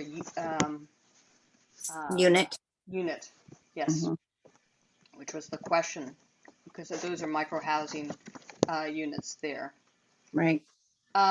We do have information from PBOT in the packet of information. It's trips from 2019 up and down 72nd, and this would affect the 72nd bikeway. I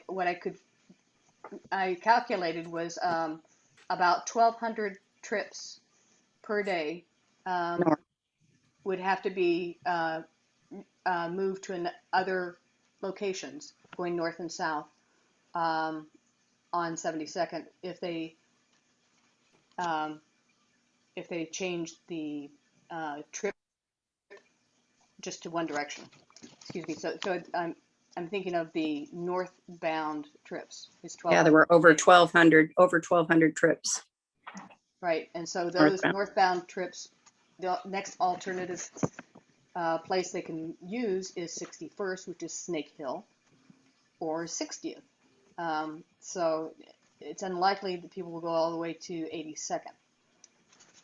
Anyway, those are real numbers that probably are bigger at this point. And so those are in the packet of information for us to think about and possibly comment on next time. And we also have information about the slow to resilient streets. We've got the name of this, the intersections where they're looking at putting the barricades up. And I'd like to have Scott Cohen come back at the next, at the September meeting to talk about that. Well, in one communication, they were going to put permanent barriers. And then in the one that you got regarding the perhaps a change at 64th and Brzee, it said that Scott Cohen was going to put that on hold for now. Right. So what is it? Is it going forward or is it going to be on hold? I think it's on hold, but that might mean it's on hold until we have our meeting in September.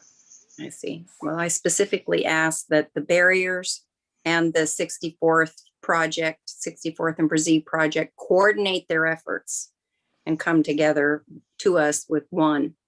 Are we still on? Or what'd you do to us, Kelly? Kelly. I was gonna pull up the slow streets thing, which I thought I downloaded. There it is. What's the conflict of interest statement?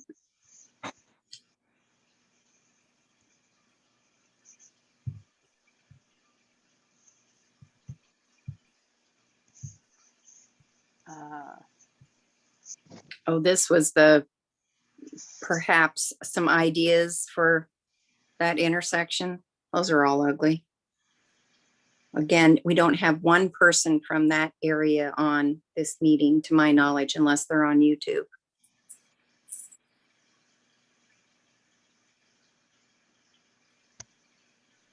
Yeah, there it is. So we don't really have time to go through this. We don't. And there's nobody here from the affected area. So I'm just a few blocks away, but I really think people who are in the area need to be on. Just a few paragraphs up there, it says that Scott Cohen's putting the permanent barriers on the slow burner, back burner for Slow Streets Initiative. Right. Okay. All right. Next meeting, I guess we'll have to discuss that. Well, So is that what we want? I don't know. Or do it in September? yeah, the idea is that we would go ahead and let the people know that are at this these affected streets. I did. I sent it out for people to look and be notified of the meeting, and nobody's here. Well, I have a question. yes. We probably have people affected who walk their kids to school who may not live right, within spitting distance of that intersection, but who may care very much about it. Do we have a plan to reach out to them as well? And we're talking about not slow, resilient streets, but we're talking about safe routes to schools, right? Well, I think the issue is 64th and Brzee, is that right? Right. Okay. Yeah. So, I mean, the neighbors, the people who live immediately there are affected, but also the people who walk their kids through that intersection are affected. So We asked PBOT to notify the neighbors within 300 feet of the intersection. Plus, the agenda is online on Nextdoor, and there's verbal communication, and schools are going to be out. So it's not that we can just take it to the schools and have it passed out to every parent, but there is outreach to have people come. well, if the discussion is going to be in September, then maybe we can also post it at the school.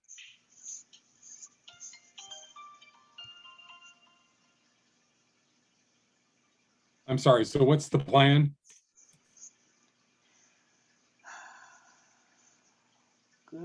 question. Because we don't really have a mechanism to inform neighbors around each of those intersections at slow streets. And I don't know that we have any thought that PBOT's gonna inform the neighbors within 300 feet of these locations, because they most likely won't. They agreed to. Tamara specifically asked them and they agreed that they would do that, but that doesn't, of course, that doesn't mean they will, but they did agree to it. They did too, agree to it for the slow streets. And so we can, and that's why I put it off to the 16th of September, waiting for folks to be back from holiday and get the schools going again. So we'd have a chance to actually get some people at the meeting. Okay. So that's why we pushed that off. Okay. But the other one, which is the safe routes to schools, 60 Brazee and Sacramento at 64th. These are some visuals that they had sent me by email. Come on. Of what they've used as ways in which to incorporate more fun things instead of just candlesticks at these intersections. Because right now they've got big white stripes and candlesticks currently, and it looks very industrial. So they've provided this, and they also provided some visuals of the tough curb. So it'd just be these bumpers without the candlestick, possibly, at that particular intersection.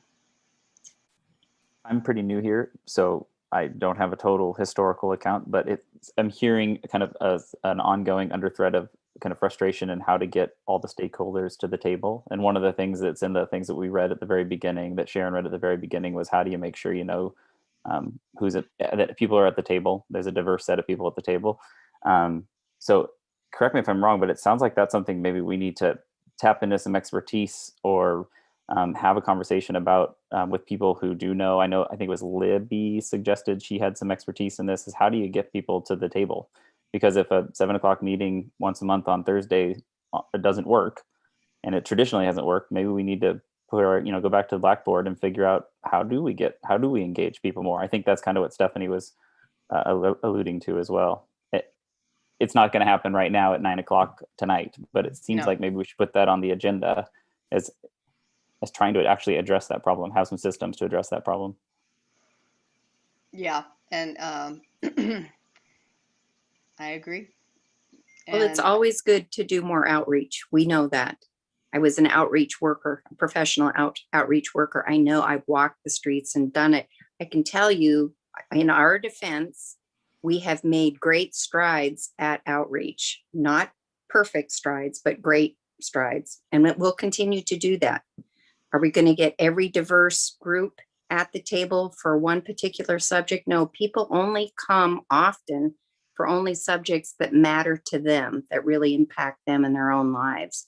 So if we make an effort in community areas, local areas, the affected people, and encourage more outreach, I think we've done a yeoman's job. Will it be perfect? No, but I think we do a pretty darn good job of outreach. And I want to clarify, Sharon, I wasn't trying to be critical at all. And so I apologize if I came across that way. I was just saying that I've heard that frustration now for a couple meetings. And so I just wanted to share that maybe there's some energy that needs to be put towards addressing that. Okay, I understand. And I wonder if, I'm sorry, talked way too much today. I wonder if part of the, the interested stakeholders in this issue with this, this intersection on Brazee and Sacramento are people whose children are using that to get to school, since that's the intended purpose. Yeah. Not just the people that live right there, but people that are using that space. I think it'd be great to get all of the stakeholders together. Safe routes to school collaborators, whoever they had with their meetings, and they said they invited the neighborhood. I was here. I didn't get an invitation, so I don't know what happened. But that was back in 2017. And so they had a lot of the parents and kids that use this space meet, and this is what they came up with as far as a design. And I think getting everyone together would be a great idea. So why don't we? I don't think the parents or the children had any say in this particular design. All they said is there was a need for a crosswalk. They never took the design to those original people from 2017. They backtracked after you said, I didn't get the notice, when they said they'd done outreach to the neighborhood, and you said you didn't get the notice. And they said, oh, well, we went to the schools. That was years ago. That was 4 years ago. So nobody had any heads up about the design, to my knowledge, including us. Well, it would be good for all of us to get together if there's a possibility. I don't have the energy to go and track these people down, but it's something that could happen at the next meeting. I will not be here in July. I will be on backpack trip. But if there is someone who wants to take the lead on this and do some outreach and get a hold of these folks who are with PBOT and try to track down the participants from the schools, as well as the neighbors we had this last time, that could happen at our next meeting. So my background is Or we in could meet at the education. site.